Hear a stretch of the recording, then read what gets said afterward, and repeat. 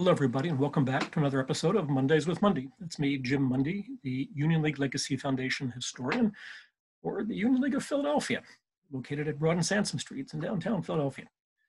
Beautiful spring day today. So we're going to talk about something that took place in the spring, actually in June of 1864, 156 years ago, during the American Civil War. And it was something that the Union League was very much involved with. It was called the Great Central Fair, and it was organized by the Philadelphia branch of the United States Sanitary Commission. And the Sanitary Commission was organized in June of 1861 as a volunteer organization whose purpose was manifold, but primarily they had two major issues. One was to establish sanitary standards for Army camps, since disease killed more soldiers than bullets at that point. And then secondly, to raise money for things like military hospitals and medical supplies for the Army and the Navy. And what they discovered is that people were willing to give more money when they were having fun. So they had these Sanitary Commission fairs. The first one was in October of 1863 in Chicago. And by the end of the war, every major city in America had one, but even small towns and villages, believe it or not. So the Philadelphia branch of the Sanitary Commission was chaired by a Union League member named Horace Bingham, who at the time of the fair in June of 1864 was the vice president of the League. So on January the 11th of 1864, the Union League Board of Directors passed a resolution urging the Philadelphia branch to have a Philadelphia fair. And as you can imagine, they were preaching to the choir. So they organized a committee immediately. There were 38 members on this executive committee. And of the 38 members, 27 of them were Union League members. And actually, the Philadelphia branch of the Sanitary Commission was also dominated by League members. Its executive committee, 12 out of 15. So you can see how engaged Union League members were with the civic life of the city during the Civil War itself. So the fair opens on June the 7th of 1864, and I'm going to share my screen so that you can see what the fair looked like. Okay, here we go. All right, everybody can see that. All right, let's see, we do that, and then we do this, and then we do this. All right, here we go. So this is what the fair looked like. And you can see it was on Logan Square, now on the Parkway, but back then the Parkway didn't exist. And that big building in the background was the almost completed Cathedral St. Peter's and Paul, which was dedicated in November of 1864, but it's still there today. So the fair building itself was 200 square feet. It was built in 40 days by volunteer labor. You see that flagpole, 216 feet high, donated by ship's carpenters in Philadelphia. And Philadelphia was a major seaport, right? The large avenue that you see running down the center of the photograph with all those skylights was known as Union Hall, Union Avenue, forgive me. Union Avenue was 540 feet long, 64 feet wide, and 51 feet in height. That's what it looks like when it was under construction. So those cast iron Gothic pointed arches are what kept it up. And this is what Union Avenue looked like after the fair had opened. Just, you can imagine how colorful that must have been. And with a larger crowd, it must have been an astounding place to be. All right, and this is the floor plan of the hall itself. So at the top of your photograph would be Vine Street. At the bottom, we have Race. And you can see Union Avenue, number 14, running down the middle, okay? Along the north side, the top side, was the Art Gallery, 500 feet long, all right? 26 feet wide, 15 feet high. Before we hit the Art Gallery, this is called the Great Central Fair because it was a fair made up of 3 different sanitary commissions, Pennsylvania, southeastern Pennsylvania, New Jersey, and Delaware. So New Jersey had its department, if you will, and Delaware had its. So the fair was organized by departments. And here we see the art department. There were close to 100 departments.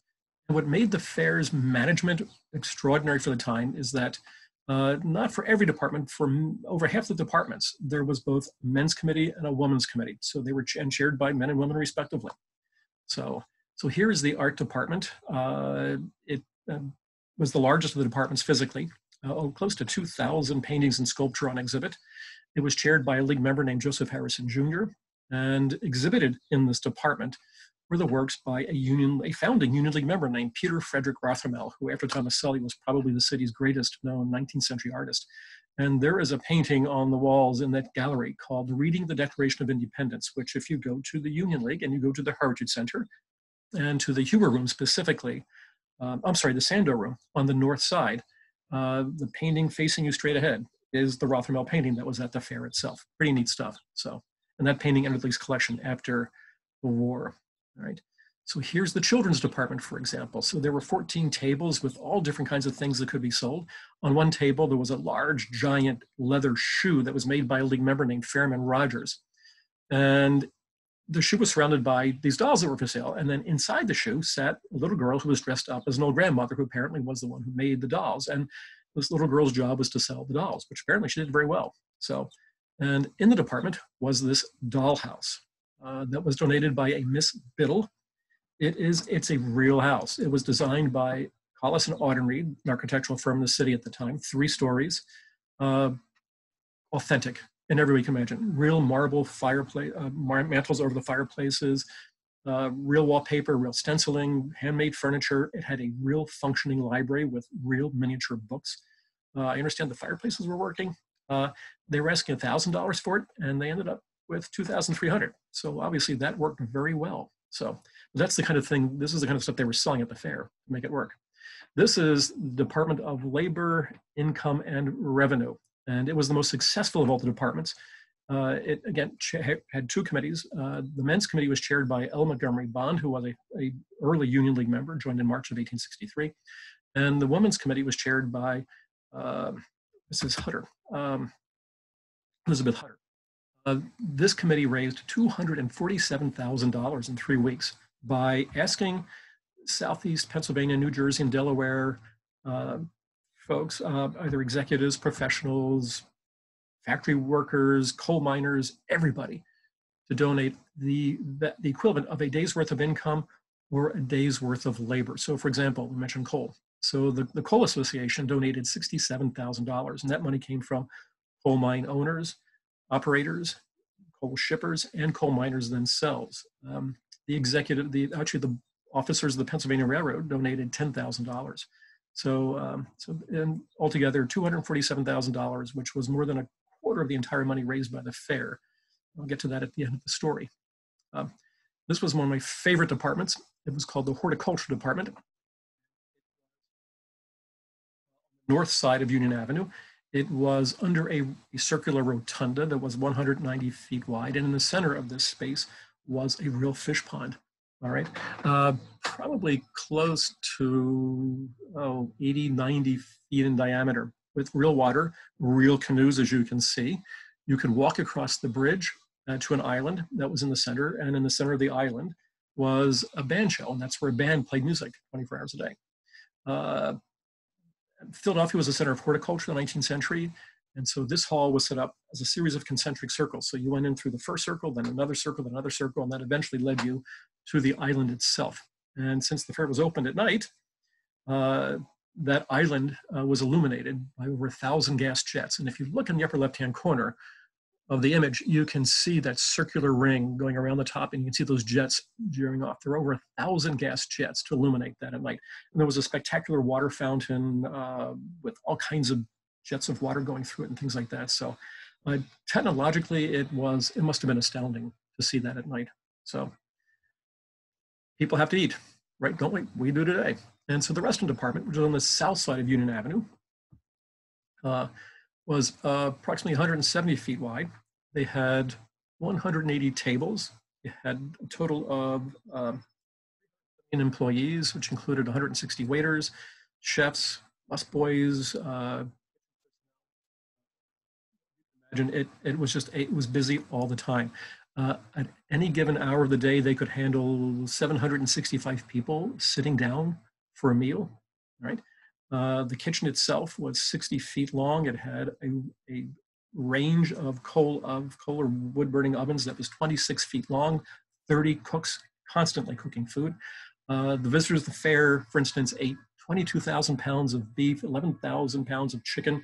They ate 9,000 pounds of lobster, 500,000 oysters, 25,000 quarts of ice cream, like 11,000 quarts of strawberries. I mean, it must have been astounding to try and supply that restaurant with food and just make it run as smoothly as it must have done in all that time. I wish I was there. So another way that they raised money at these fairs, and it had been, precedent was set at other fairs before it got to Philadelphia, is that different companies would donate objects. You would simply vote on someone who would win that specific object. In this case, this was called the Union Vase, and it was donated by the Bailey and Company, which we probably think of more as Bailey, Banks, and Biddle, the great jewelers that were based in Philadelphia, right? It was 3 feet high, solid silver, and was valued at over $5,000. So in order to vote for somebody, you had to pay, actually to get somebody on the ballot, basically, it was $20 per nomination, and then every vote cost $1,000. So pretty sharp way of making money. At the end of the fair, there were 22 nominations for this particular vase, and the top 2 vote getters included the Union League of Philadelphia. Now, unfortunately, the Union League came in second place by about 900 votes to Edwin Church, who was the chairman of the Corn Exchange Bank in Philadelphia. But not bad for a new organization, though, right? Okay. And here is probably the neatest thing to come out of the fair itself. So 2 Union League members, Charles Godfrey Leyland and George Boker, one of the 2 founders of the League, came up with the idea of selling copies of the Emancipation Proclamation. And since Boker knew Lincoln somewhat on a personal basis, he received permission from the president to have these copies printed and then sold at the fair. But that's not just half the story, though. Lincoln visited Philadelphia for the only time in his presidency on June the 16th of 1864 to visit the fair specifically. He arrived at approximately 4 o'clock in the afternoon with his family, but also with his cabinet members and their families as well. But shortly after arriving and after they rested a bit, Lincoln, William Seward, his Secretary of State, and one of Lincoln's 2 personal secretaries, John Nicolay, were set aside, and they sold 48 copies that had been printed for sale at the fair. Now, the Union League's Board of Publication was going to pay for the original printing, but George Boker stepped in and paid for it himself so that the board didn't have to spend its money that it was already using to print pamphlets and things like that.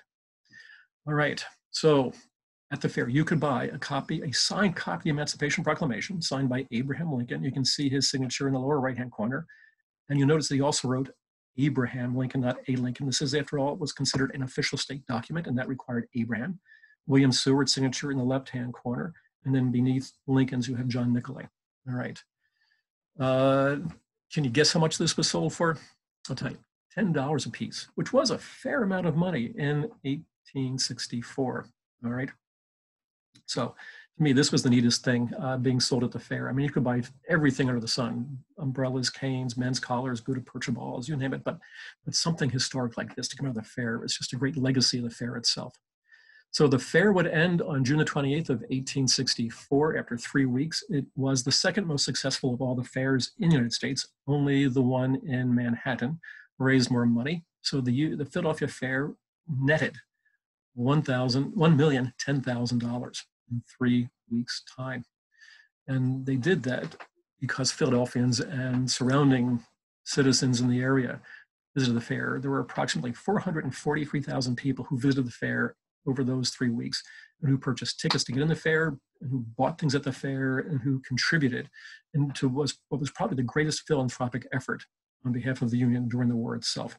So here we have a wonderful story about Philadelphia, about the Great Central Fair, and one that involved the Union League of Philadelphia and its members, not surprisingly at all. So I hope those dots connected pretty well. There's lots more we could talk about sometime in the future, if you will. I mean, we could look at photographs by the gazillions, because there are many of them. So it was a wonderful event in Philadelphia. So in wrapping up, on behalf of the Union League Legacy Foundation, let me thank you all for watching. I hope you enjoyed our brief little Mondays with Mundy this afternoon, if that's when you're watching. And keep your eye on the TV station for next Monday's episode. So thank you all again.